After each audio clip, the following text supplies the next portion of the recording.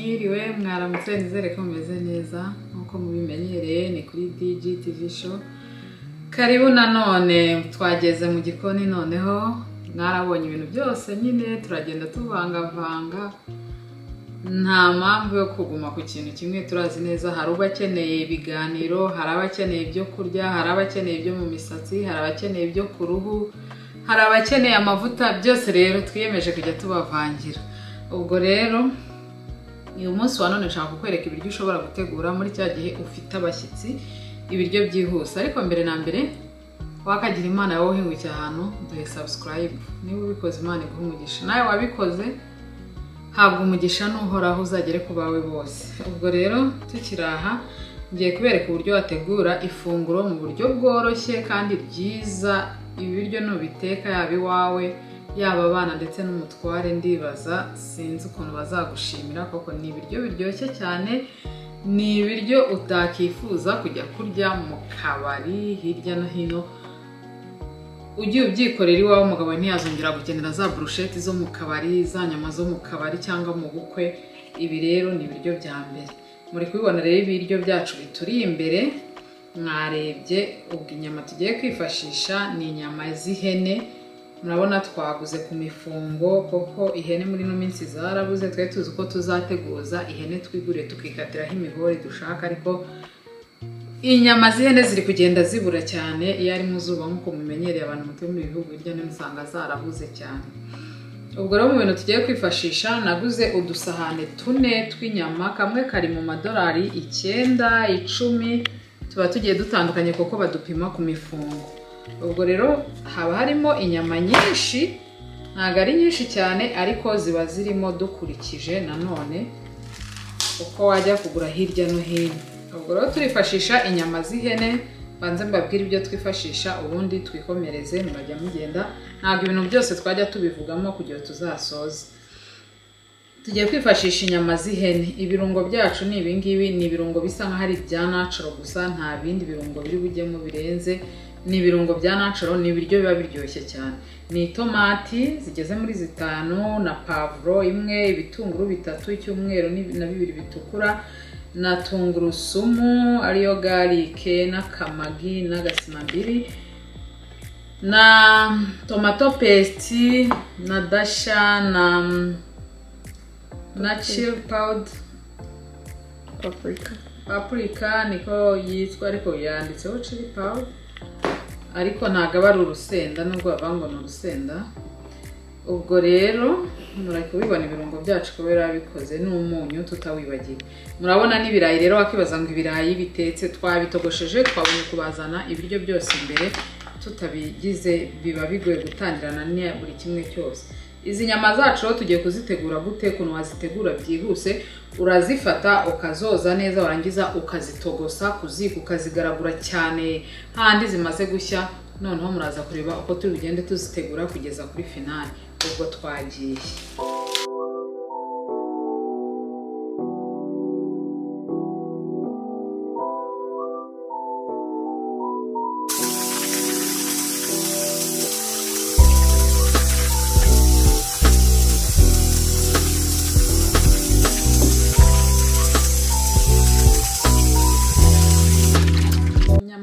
Rero tuvuye kuzoza, tuvuye kuzironga neza, turazikesheje. Hari akantu nani bagiye kubabwira, inyama zose z'ihene iyo ugiye kuziteka ukazitera indimu ntago zihumura mu nzu.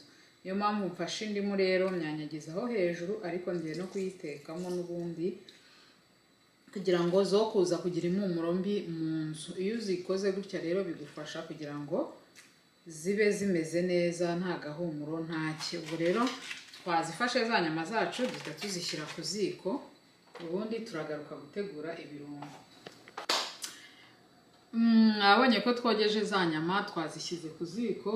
Inyama zacu rero turi kuzitogosa. Muri cya gihe turi kuzitogosa tutegereje ko zishya, koko inyama z'ihene nk'uko mumenyereye inyinshi ziba zikomeye bitewe n'ihene mwaguzeho, cyane cyane zo mu isoko uba utazi ihene uko yanganaga, niba ari medium cyangwa yari nini cyangwa iri size ntoya. Ubwo rero muri cya gihe tugiye gutogosa ihene yacu, ihene rero turi inyama zacu, reka twabumya kuyita ihene koko ni ikiri guhumeka. turahita dukora iki? Tugiye guhita dutegura ibirungo turi buze gukoresha muri za nyama tunateka bya birayi byacu. Bya birayi rero turabiteka muki? Turabiteka mu mavuta ni nka sote, ariko muranyihanganira sinzi ukuntu twibeshye gatoya, umuriro uba mwinshi, ubundi ntago byakwiye kuba bihiye cyane, biba bihiye biri medium ku buryo biba bimeze neza bikomeye, ariko ibi byo bisa nkaho byafashe umuriro mwinshi. Ubwo rero turabiteka tunategura tunatogosa za nyama, ndaza kubereka aho biriwe bugereye. Ubu rero tugiye kubanza dukate ibitunguru ariko dushyiraho na bya birayi mu mavuta biba bihiramo.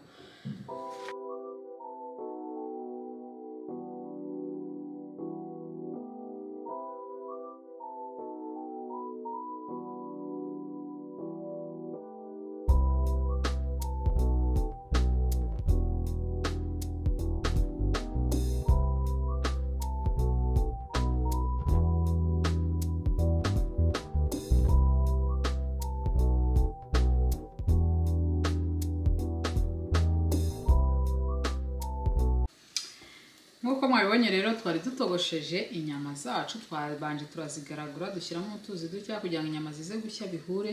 Noneho ubu tugeze ku rwego rwo kuba noneho twaza gukora gahunda igendanye n'ibiryo biryoshye arizo za nyama. Ubwo tugiye kugira dute? Tugiye gutera amavuta ku kantu ko kuzotsaho kugira ngo zitaza gufataho, kuko tugiye kuzishyira mu ifuru.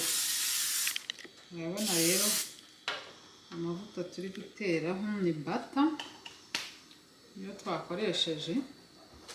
Ubundi za nyama zacu turazisuka ku gakoresho twateguye. Guys, inyama ni amagufa. Dushyize kuri bake nibyo nababwira, ariko dusanze ataba ari byo kubera bake niyo kosa imikati n'amakeki, ahubwo dushyize kuri boilo kugira ngo inyama zacu zize gushya nk'izokeje. Ubwo turazishyiramo iminota ingahe? Nka 15, ariko dutegura noneho sasa bya birungo byacu nibyo tugiye guhita tujyaho. Turakaranga dukoreshe itomati. Ibi nibyo tugiye gukoresha mu gukaranga. Ndumva rero twagaruka tubereka isosi yuko bikoze koko, ariko hari ubakeneye kubyiga nta kibazo twamwereka.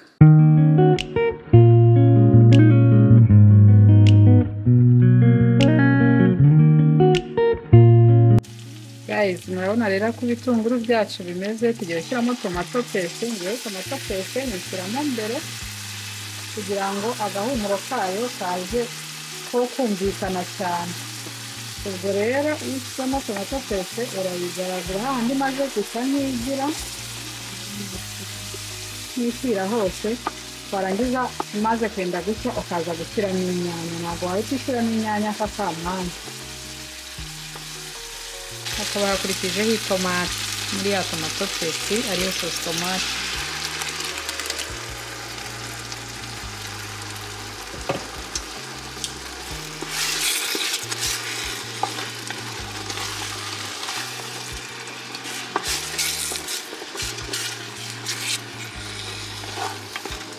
Noneho tugishyiramo itomati turahita dushyiramo za magi zacu. Turashyiramo utumagi tubiri.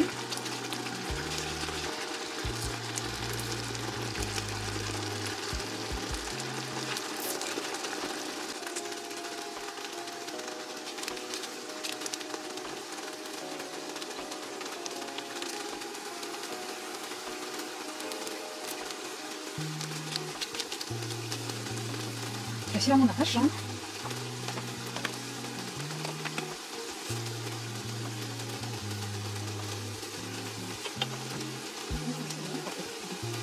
Turashyiramo na paprika.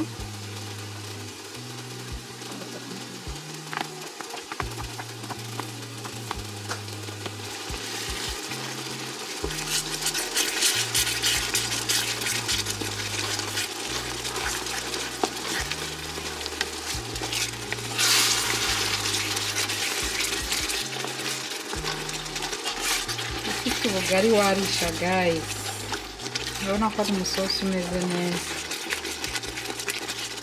Ni ukuba hafi biba biri guhita bishirira.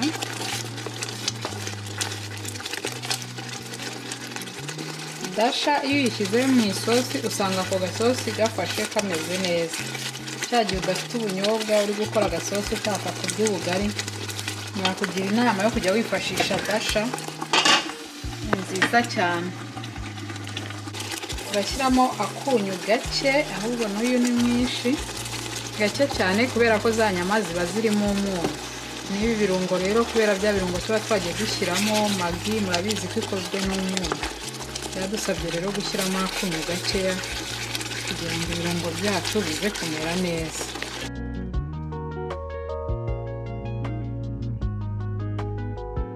Nk'uko mwabibonye rero inyama zacu twazikuye mu nyama z'ihene, twazikuye mu ifuru aho zari ziri. Aha rero tuzishyize turagira ngo tuze kuzikora kuri gahunda yo kuba bigomba kumera nk'ibyo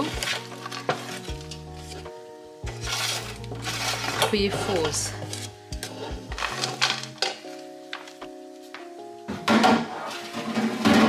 Muribuka yuko twakoze inyama ariko dufite bya bitunguru byacu, dufite ibirayi.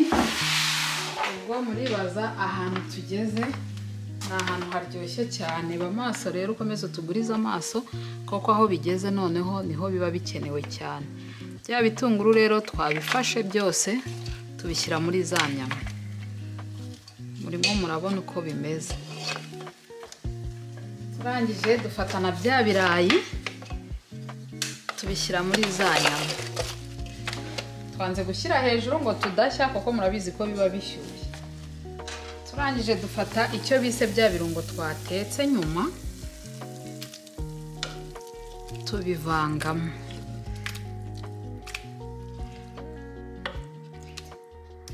Tubivangamo bya birungo, ubu niyo sije tugezeho. Noneho warangiza ukabisingiza muri ihangano, nakoze gisirikari ukuyeho. Guys, mwumvishe uburyo ibiryo byacu biri guhumura, byagutera gucumbika. Bango mbaye ngumya aha hantu.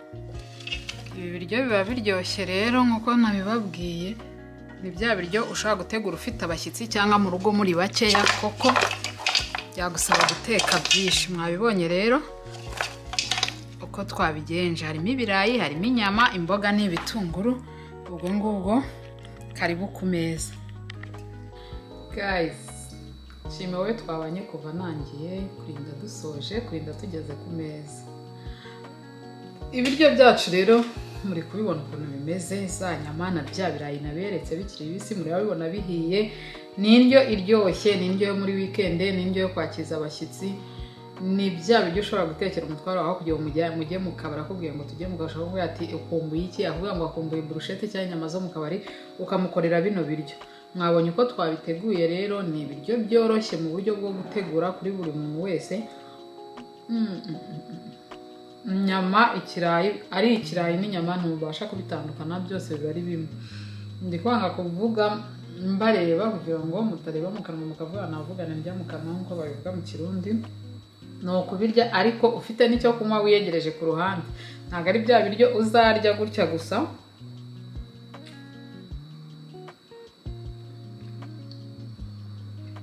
Kambanze ndimire. Ntabwo ari bya biryo uzarya gutya gusa ntacyo kunywa ufite, kuko ibiryo byagutera inyota. Nyine ni bya bindi bajya bavuga ngo ni ibyo muri weekend ufite abashyitsi bakeya mu rugo, se mwo wateguye uturyo two kwirira we n'umutwaro wawe n'abana, ushobora kubitegura. Urabona rero uko bingana, no mu isafuriya hasigayemo ibindi. Ibi ni ibyanjye gusa, ninjye ugiye kubirya njyenyine, ntabwo nabimara ndababeshya. Ubundi ugahita ufata akarahure ka wayini ukarenzaho akawayini gakeya nyine n'agasenda hafi aho ngaho. Dore bya bitunguru dushyizemo nyuma, kiraguye cyanze ko nyirya. Ukajya ni imboga z'ibitunguru. Ibi biryo rero biroroshye, ntawe utabiteka. Wowe twabanye rero kurinda nsoje uru rugendo, ubu ngiye gutumira abashyitsi. Nuko bose batakemera kuza kuri kamera, ariko ubu tugiye guterana aka gaparato mu minota itarenze 5 karaba kamvuye iruhande. nyewe n'isafuriya biracyuzuye kuko mwabibonye ko twe twateguye ibiryo byinshi. Nabanje kubitegura ndumwe negura dukeya, icyo gihe benze kunkubita nateguye utwo njyana ku kazi, utwo nsize baturiye ngo kuki waducuze ngo ku biryo byiza ngo wagira ngo nibyo naguze mu kabari ngo cyangwa ahantu runaka bokeje. Biba bimeze nk'ibintu byokeje byo kumbabura, ntabwo biba bimeze nk'ibiryo bitetse. Ni bya bindi byo mu mbabura neza ko kubirayi mwabonye tubitekamo sote, amara gushya tukabikuramo inyama tukazigaragura, zamara gushya tukazishyira mu ifuru, warangiza mu ncamake nyine ndi kukubwira uko wabikora, ugafata bya birungo byawe igihe inyama zimaze gushya uzishyize mu ifuru, ugafata bya birungo byawe bindi bisanzwe, itomati, sauce tomate ariyo tomato paste, garlic no twatundi tw'udutunguru wakase ku ruhande, ugakaranga warangiza ugakora agasosi k'inyanya na sauce tomate nyine, ugashyiramo twaturungo twose dasha n'ibiki, warangiza ukaza kubigaragura, byamara gushya noneho ugateranyiriza mu kintu za nyama na bya birayi ugashyiramo, warangiza ugashyiramo na bya bitunguru, warangiza ukavanga ukabisimbiza kugira bitaza kumyoka, urabisimbiza kugira bize kuvamo uko wabishyize mu isafuriya. Ibyo biryo rero ndabigutuye wowe duhorana umunsi ku munsi, no twigira utuntu dutandukanye. Nari maze igihe natagera mu gikoni, ariko uyu munsi navuze ngo wayi kuki nataza mu gikoni. Ubwo rero karibu abari hafi ku baturanyi, mbahaye karibu, ntawe njya ameza ku biryo, abari kure nabo ubwo naho utaha tuzajya tugenda duhura buhoro buhoro.